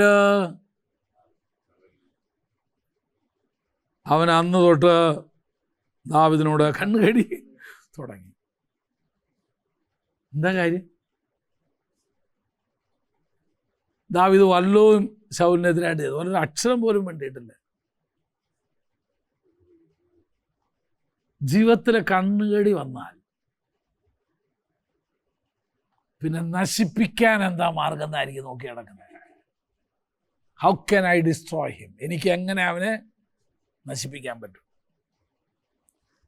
ശൗലിൻ്റെ ഒരു വലിയ പരാജയ കാരണത്തിൽ ആ അസൂയ അവനെ ലിമിറ്റ് ചെയ്തു. വേണ്ട രീതിയിൽ അവനെ എന്ത് ചെയ്യാൻ പറ്റുന്നില്ല, അപ്രീഷിയേറ്റ് ചെയ്യാനായിട്ട് പറ്റുന്നില്ല. അല്ലേ? ആ ഇതിനകത്ത് എത്ര സന്തോഷിക്കേണ്ടതാ, പക്ഷെ അവൻ്റെ സന്തോഷം മുഴുവൻ കെടുത്തി കളഞ്ഞു. അതുകൊണ്ടാണ് വേദപുസ്തകം പറയുന്നത്, കണ്ണുകടിയുള്ളവൻ്റെ ആഹാരം പോലും നീ എന്ത് ചെയ്യരുത്, കഴിക്കരുതെന്നൊരു വാക്യമുണ്ട്. കാരണം ആരറിഞ്ഞു ചിലപ്പോൾ അതിനകത്ത് വിഷം കൂടി തന്നു കാണുന്ന നിനക്ക്. ഇപ്പം ചിലയിടത്തൊക്കെ നമ്മൾ പിന്നെ പോകാതിരിക്കാൻ നിവൃത്തിയില്ലല്ലോ, അന്നേരം ഉപവാസമായിട്ട് പൊക്കോണം. കണ്ണുകടിയുള്ളവൻ്റെ ആഹാരം എന്ത് ചെയ്യരുത്, വചനാത്. കാരണം അവൻ നിന്നെ നശിപ്പിക്കാൻ. നിങ്ങൾക്കറിയാമോ, ദാവീദിനെ കൊല്ലാൻ വേണ്ടി ശൗല് വിരുന്ന് നടത്തിയിട്ടുണ്ട് പലപ്പോഴും. ദാവീദിനെ കൊല്ലാൻ വേണ്ടി, കാരണം അവൻ വരുമെന്നറിയാം. അപ്പോൾ എന്ത് ചെയ്യുക, അവൻ്റെ സീറ്റ് പോലും അതുപോലെ അറേഞ്ച് ചെയ്ത് കുന്തെറിഞ്ഞ നേരെ അവൻ്റെ നെഞ്ചത്തോട് കൊള്ളാവുന്ന രീതിയിലാണ് ശൗലിരിക്കുന്നത്.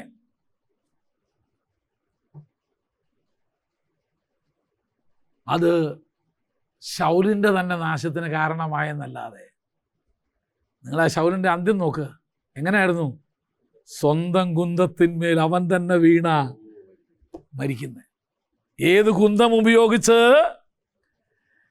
ദൈവത്തിൻ്റെ അഭിഷക്തനെ കൊല്ലാനായിട്ട് അവൻ എത്ര പ്രാവശ്യം എറിഞ്ഞു. തമ്പുരാൻ അവനെ എന്ത് ചെയ്തെന്നറിയാമോ, രക്ഷിച്ചു. പക്ഷെ ഇവൻ്റെ അന്ത്യം അതേ കുന്തത്തിലായിരുന്നു. അസൂയ. ഈ വാക്യം എഴുതി 1 ശമൂവേൽ 18:10. ശൗലിൻ്റെ അത്. അപ്പോൾ ഞാൻ ഈ പറഞ്ഞു വരുന്നതൊക്കെ എന്ത്, ഒരു ലീഡർക്ക് ഉണ്ടാകാൻ പാടില്ലാത്ത കാര്യങ്ങളാണ് ഞാൻ പറയുന്നത്. കഴിഞ്ഞ ലീഡർഷിപ്പിൽ ഉണ്ടായിരിക്കേണ്ട ഗുണങ്ങളാണ് ഞാൻ കുറേയൊക്കെ പഠിപ്പിച്ചത് മുമ്പൊരു ലീഡർഷിപ്പ് ക്ലാസ് എടുത്തപ്പോഴാണ്.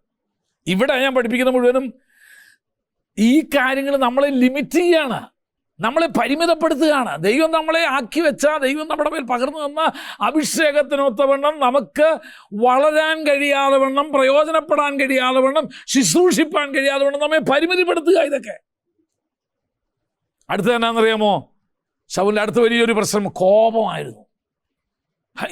കോപമായിവൻ. കോപം വന്ന ഇവനെ പിടിച്ചാൽ കിട്ടുന്നില്ല. അങ്ങനെയുള്ള ആളുകളുണ്ട്. 1 ശമൂവേൽ 18 10-11 വാക്യങ്ങൾ. 1 ശമൂവേൽ 18:10-11 വായിച്ചോ. ആ ആ ആ അവൻ അരമനയ്ക്കകത്ത്. അത് നമ്മുടെ മലയാളം വായിച്ചപ്പോഴേ വേറെ ഏതെങ്കിലും ഭാഷയിൽ വായിച്ചു നോക്ക് നിങ്ങൾ. എന്ന് പറഞ്ഞാൽ കത്തോലിക്കരുടെ ബൈബിളിലോ അല്ലെങ്കിൽ വേറെ ഏതെങ്കിലും ട്രാൻസ്ലേഷനിൽ വായിച്ചാൽ ഉണ്ടോ, ആർക്കെങ്കിലും കിട്ടുമോ? ഇവിടെ ഉണ്ടോ? ഉടനെ വെച്ചിരുന്നു ഞാൻ, അത് അവരെടുത്ത് മാറ്റിക്കളഞ്ഞു. അവിടെ പറയുന്നത് എന്നാ പറഞ്ഞു, കലിതുള്ളി എന്നുള്ളതിൻ്റെ കുറേ കൂടെ സഭ്യമായ ഭാഷയാ, ഉറഞ്ഞ് പറയാന്ന് പറയുന്നത്. കലിതുള്ളി. നമ്മുടെ ഭാഷ പറഞ്ഞ കോപം വന്ന അവൾ ഭദ്രകാളിയാന്ന് പറഞ്ഞ് കേട്ടിട്ടില്ലയോ? നിങ്ങളുടെ വീട്ടിലാരും കാര്യമല്ല പറയണത്. ചില വീടുകളിൽ ആളൊക്കെ നല്ല, പക്ഷെ കോപം വന്ന അവളാരാ? ഭദ്രകാളിയാ. പിന്നെ എന്താ വായെന്ന് വരുന്നതെന്ന് അറിയത്തില്ല. പിന്നെ ഭദ്രകാളിയെ കണ്ടിട്ടില്ലയോ? ശരിക്കല്ല, എൻ്റെ പടം ഏതെങ്കിലും അമ്പലത്തിൻ്റെ അവിടെ ചെല്ലുമല്ലോ, ഭദ്രകാളി നാക്കിട്ട് നാക്കിലൊക്കെ നിൽക്കുന്ന കണ്ടിട്ടില്ലയോ? കോപം വന്ന ആളെന്നെ ഭദ്രകാളിയാ. ശൗല് അത് തന്നെ. അപ്പോൾ നിങ്ങൾ ആരുടെയെങ്കിലും രൂപം നിങ്ങൾക്ക് ഓർമ്മ വരുന്നുണ്ടാവൂല്ലേ? ആ സാക്ഷാൽ ഭദ്രകാളി അല്ലാതെ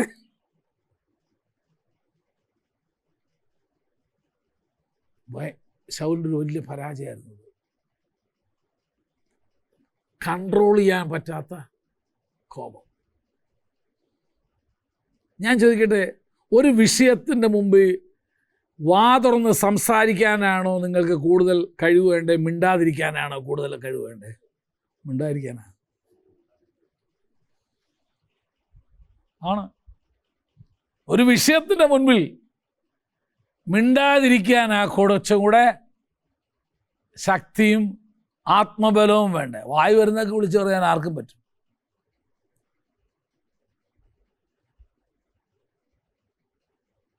ആത്മസംയമനമാണ്. പക്ഷെ ശൗലിന് അതില്ല. അവൻ കൈയിരിക്കുന്നിടത്ത് എറിയുമെന്നേ.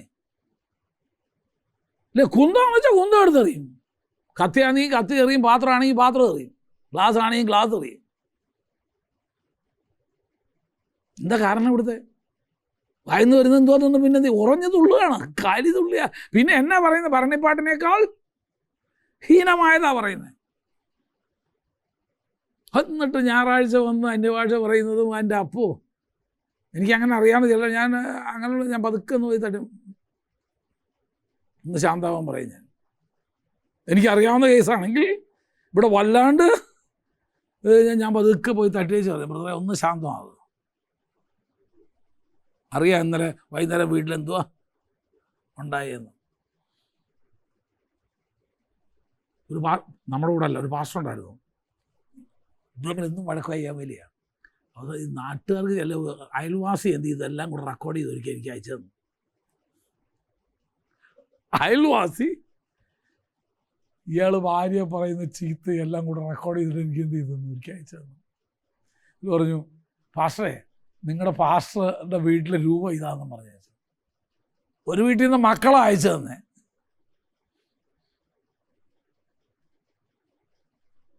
എന്തൊരു ദയനീയല്ലേ, എന്തൊരു ദയനീയമാ. എന്താ പ്രശ്നം? കോപത്തെ അവർക്ക് എന്ത് ചെയ്യാൻ പറ്റുന്നില്ല, കൺട്രോൾ ചെയ്യാൻ പറ്റുന്നില്ല. കയ്യിൽ കിട്ടുന്നതൊക്കെ വലിച്ചെറിഞ്ഞ് കാണുന്നതെല്ലാം കൂടെ നശിപ്പിച്ച് അത് ഒരു വലിയ പ്രശ്നമായിരുന്നു. ആർക്ക്? ശൗലിന്.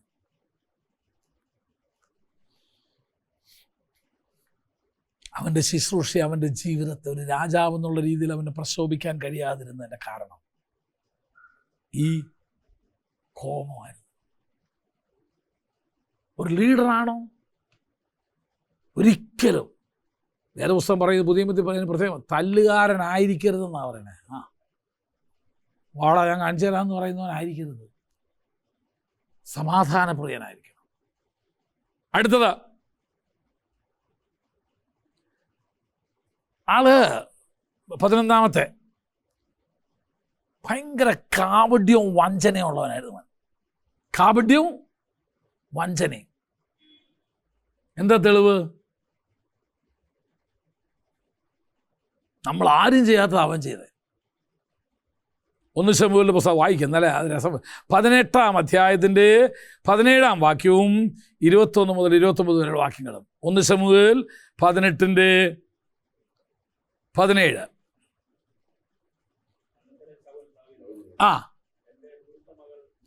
എൻ്റെ മൂത്ത മകള് മേരമുണ്ടല്ലോ, ഞാൻ അവളെ നിനക്ക് ഭാര്യയായിട്ട് തരാം.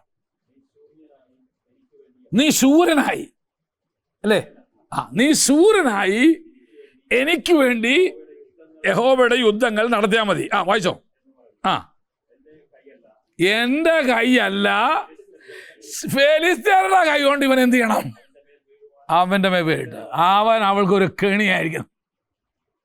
എന്നിട്ട് താഴത്തെ വാക്യങ്ങൾ വായിച്ച് 21 മുതൽ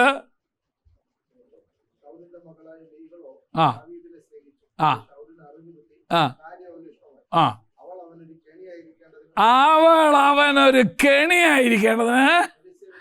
ആദ്യത്തേത് വന്നപ്പം ദാവീദ് ഒഴിഞ്ഞു മാറി. ഏതാ? മേരബിനെ കൊടുക്കാമെന്ന് പറഞ്ഞപ്പം അയ്യോ രാജാവിൻ്റെ മോളെ കെട്ടാനുള്ള യോഗ്യതൊന്നും എനിക്കില്ലേ എന്ന് പറഞ്ഞു.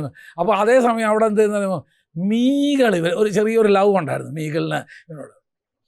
അപ്പോൾ അപ്പം വിചാരിച്ച എന്നാൽ ഇത് തന്നെ പറ്റിയോ. ആദ്യത്തേതോ നടന്നില്ല. എന്നാൽ ഇവന് വൈരേ ഒരു കണിയായിരിക്കും. അപ്പം ആദ്യത്തോളെ കൊടുക്കാൻ ഉദ്ദേശിച്ചത് എന്തുവാ? ഫെലിസ്ത്യരുടെ കൈ ഇവൻ അവൻ്റെ വെട്ടുകൊണ്ട് എന്ന് പറഞ്ഞാൽ ദാവീദിനെ എങ്ങനെയെങ്കിലും എന്ത് ചെയ്യണം? ഒഴിവാക്കണം. ഞാൻ കൊന്നു എന്ന് പറയരുത്. എൻ്റെ പേര് അതിനകത്ത് എന്ത് ചെയ്യരുത്, വരരുത്. അപ്പോൾ ഇവനെ യുദ്ധത്തിന് വിട്ടു കഴിഞ്ഞാൽ എന്ത് ചെയ്തോളും, കൊല്ലപ്പെട്ടോളും. ഇങ്ങനെയുണ്ടപ്പോൾ അമ്മായിപ്പന്മാർ.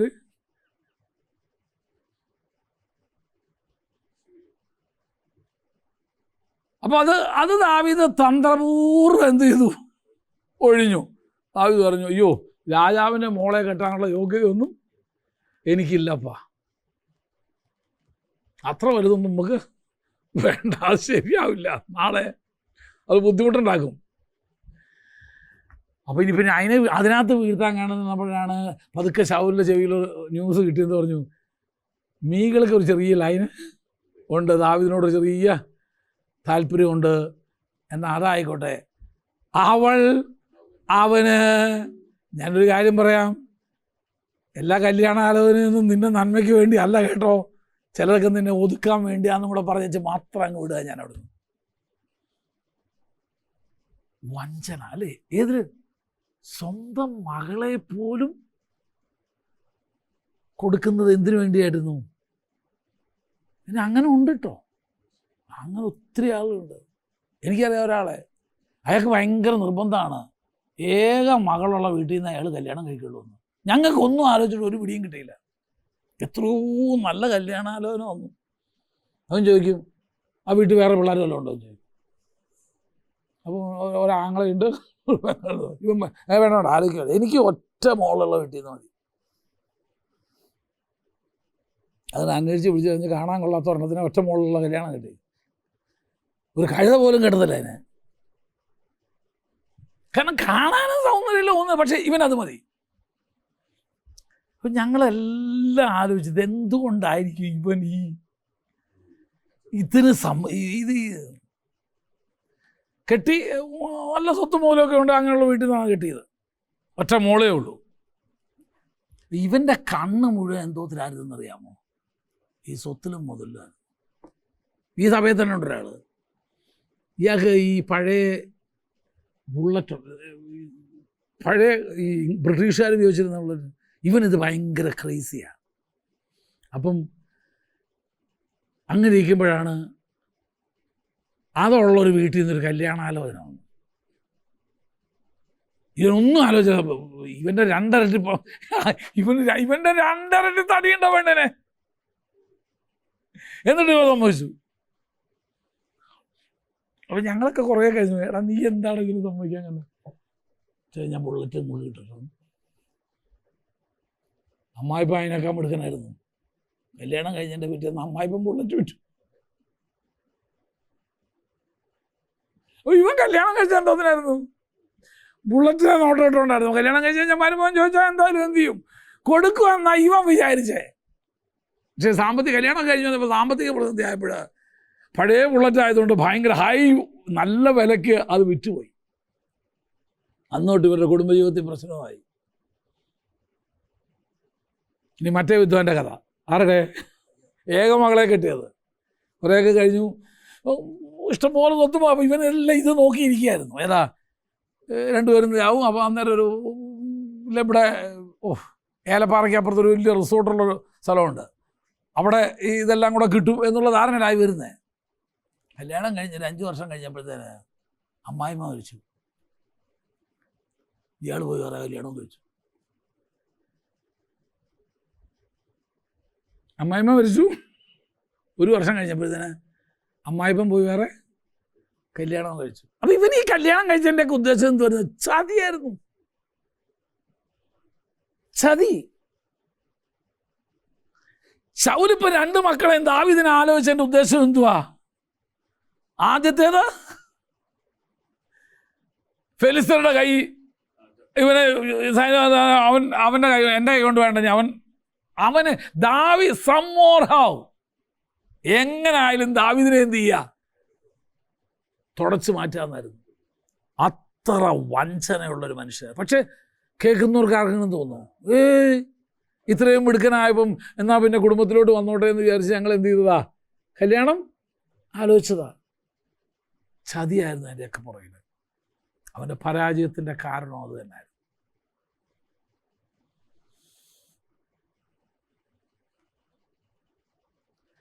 അപ്പൊ ഏതാണ്ട് ഈ 11 കാര്യങ്ങള് ശൗലിന്റെ ജീവിതത്തില് അവനെ പരിമിതപ്പെടുത്തിയിരുന്നു. ദൈവം ആഗ്രഹിക്കുന്ന വിധത്തിൽ. നിങ്ങളൊരു കാര്യം ചെയ്യുന്നത്, എത്ര ശക്തനായിട്ട് നീങ്ങാമായിരുന്നു ശൗലിന്. ദൈവത്തിന്റെ ദൈവത്തിന്റെ അഭിഷേകം പ്രാപിച്ച് ശമൂവേലിനാൽ അഭിഷേകം ചെയ്യപ്പെട്ടു ആത്മാവ് വന്നപ്പോൾ ആൾ മാറിയവനെ പോലെയായി പ്രവചിച്ച്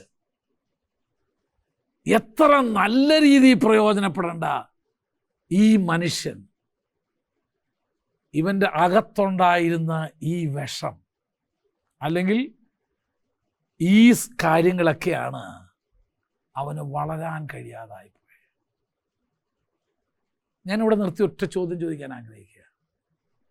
നമ്മുടെ വളർച്ചയ്ക്ക് തടസ്സമായിട്ട് നിൽക്കുന്ന എന്തൊക്കെയുണ്ട്? ഇന്ന് വീട്ടിൽ പോയിട്ട് അതൊന്ന് കണ്ടെത്തണം. ഇനി നിങ്ങൾക്ക് കാണാൻ പറ്റുന്നില്ല, നിങ്ങളുടെ വേണ്ടപ്പെട്ടവരോട് ചോദിക്കും. വിവാഹം കഴിച്ചൊരു ഭാര്യയോട് ചോദിച്ചാൽ മതി. ഇനി ദൈവത്തിന് വേണ്ടി പ്രയോജനം, അല്ലെങ്കിൽ എനിക്ക് വേണ്ട രീതിയിൽ പ്രയോജനപ്പെടാൻ കഴിയാതെ വണ്ണം എൻ്റെ ജീവിതത്തിലുള്ള ലിമിറ്റേഷൻ, പരിമിതികൾ, പോരായ്മകൾ, അടപ്പുകൾ എന്തൊക്കെയാണ്? നമ്മൾ 11 പഠിച്ചു. 1 ഭയം, 2 ക്ഷമയില്ലായ്മ, 3 പിയർ പ്രഷേഴ്സ്, എല്ലാവരും കൂടെ പറഞ്ഞാൽ ഞാൻ ചെയ്യുന്ന ആ സ്വഭാവം, 4 എനിക്ക് വേണ്ടതായിരിക്കുന്ന കാര്യങ്ങൾ എനിക്കില്ല, മറ്റുള്ളവർക്കും എനിക്കുണ്ട്, മറ്റുള്ളവർക്ക് അത് ഉണ്ടോ ഇല്ലയോ എന്ന് ഉള്ള കരുതലില്ലായ്മ എൻ്റെ. 5 എനിക്ക് ലഭിക്കുന്ന വാർണിങ്സിനെ, മുന്നറിയിപ്പുകളെ നിഷേധിക്കുന്നവനാണോ ഞാൻ? 5 ഒരു വീണ്ടും വിചാരമില്ലാത്ത എടുത്തുചാട്ടങ്ങൾ ഞാൻ നടത്തിയിട്ടുണ്ടോ? അത് അങ്ങനെ ഒരു സ്വഭാവം എനിക്കുണ്ടോ? 7 പൊങ്ങച്ചം പറച്ചിൽ ഇത്തിരി കൂടുതലാണോ? ഞാൻ വലിയവനാണ്, അതുകൊണ്ട് നമ്മുടെ ഭാഷ പറഞ്ഞ തള്ളിത്തിരി കൂടുതലാണോന്നോ? സ്വയം തള്ളേ.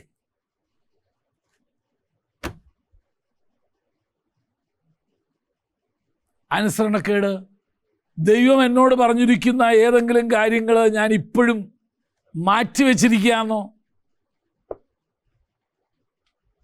9 അസൂയുണ്ടോ? എന്നേക്കാൾ നന്നായിട്ട് വേറൊരാൾ ശുശ്രൂഷിക്കുകയോ പാടുകയോ ചെയ്യുന്നത് കാണുമ്പോൾ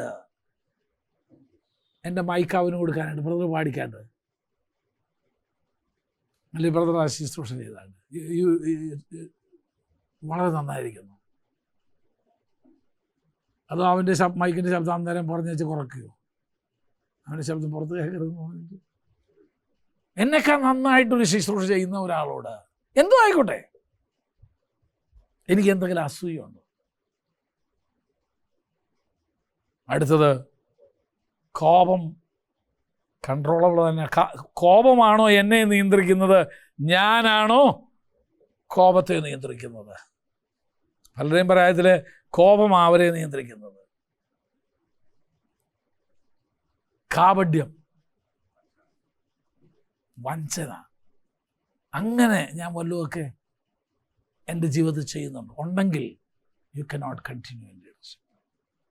നേതൃത്വത്തിൽ നിനക്ക് എന്ത് ചെയ്യാൻ പറ്റില്ല. കുറച്ച് നാളൊക്കെ വേണമെങ്കിൽ ഇരിക്കാം, കുറച്ച് നാളൊക്കെ വേണമെങ്കിൽ എനിക്ക് ഇരിക്കാം, പക്ഷേ യു കനോട്ട് കണ്ടിന്യൂ, തുടരാനൊക്കത്തില്ല. അപ്പോൾ ഇതിൽ നിന്ന് നമ്മളിനി കണ്ടെത്തേണ്ടത്, ഇതിൽ പറയാത്ത ഇനി പലതും കാണും. അതിലൊന്നാണ് പരദൂഷണം പറച്ചിൽ. ഒരു കാര്യം കേട്ടാൽ അത് ശരിയാണോ എന്ന് ആലോചിക്കുക. കേൾക്കുന്നതിന് മുമ്പ് തന്നെ എന്ത് ചെയ്യണം? ഒരു 10 പേരോട് പറഞ്ഞാലേ നമുക്ക് ഉറക്കം വരുള്ളൂ. കേട്ട് കാണും. Just wait and see.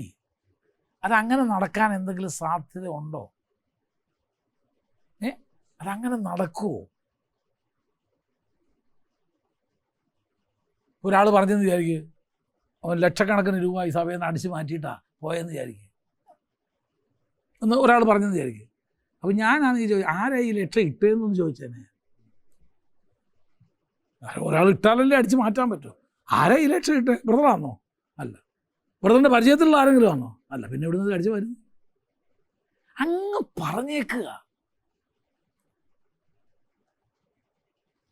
അപ്പം ഇനി ഈ ലിസ്റ്റ് വേണമെങ്കിൽ നമുക്ക് ഇനിയും കൂട്ടാം.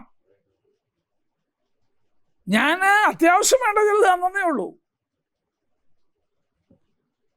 അപ്പം നമ്മളിലുള്ള ഏത് ദൂഷ്യ സ്വഭാവമാണ് നേതൃത്വത്തിലേക്ക് വരുന്നതിന് തടസ്സമായിട്ട് നിൽക്കുന്നത്, നമ്മളെ അടക്കി വച്ചിരിക്കുന്നത്? ഏത് സ്വഭാവം? അതിലൊരു ഉദാഹരണമാണ് ഞാൻ എന്ത് പറഞ്ഞത്, ഈ പരദൂഷണം പറച്ചില്ല. അതേതൊക്കെയാണെന്ന് നമ്മളിനി നോക്കണം. എൻ്റെ വീക്ക്നെസ് എന്തുവാ, എൻ്റെ ബലഹീനത എന്തുവാ? ചിലപ്പോൾ നമ്മുടെ ഇതെന്ന് പറഞ്ഞാൽ നമുക്ക് വേറൊരാളുടെ കാര്യങ്ങൾ കേൾക്കാൻ മനസ്സില്ല. എനിക്ക് കേൾക്കണ്ട, അങ്ങനെ കേട്ടിട്ടില്ല നിങ്ങളെ കുറിച്ച്, എനിക്ക് കേൾക്കണ്ട എന്ന് പറഞ്ഞാൽ എന്തോ ഐ എം നോട്ട് ഇൻട്രസ്റ്റഡ്. അല്ല, കേൾക്കുക. നേതൃത്വത്തിലേക്ക് നമുക്ക് വരാനായിട്ട് തടസ്സമായിട്ട് നിൽക്കുന്ന കാര്യങ്ങൾ ഏതൊക്കെയാണ്? ശൗലിൻ്റെ ജീവിതത്തിൽ 11 അടപ്പുകളാണ് നമ്മൾ കണ്ടത്. ഈ അടപ്പുകൾ എടുത്തു മാറ്റിയിരുന്നെങ്കിൽ അവൻ എത്ര ശക്തമായിട്ട്, ഹി വാസ് എ മൈറ്റി മാൻ, എത്ര ശക്തനായിട്ട് അവന് പ്രശോഭിക്കാമായിരുന്നു. നാളത്തെ ക്ലാസ്സിൽ നമ്മൾ പഠിക്കാൻ പോകുന്നത് ദാവീദ് എടുത്തു മാറ്റിയ അടപ്പുകളാണ്. ശൗൽ എടുത്ത് മാറ്റാതിരുന്ന അടപ്പുകൾ. നാളെ നമ്മൾ പഠിക്കാൻ പോകുന്നത് ദാവീദ് അവൻ്റെ ജീവിതത്തിലുണ്ടായിരുന്ന ഏതെല്ലാം അടപ്പുകളെ അവൻ എടുത്ത് മാറ്റി. അതാണ് നമ്മൾ പഠിക്കാൻ പോകുന്നത്. Okay, so will see tomorrow.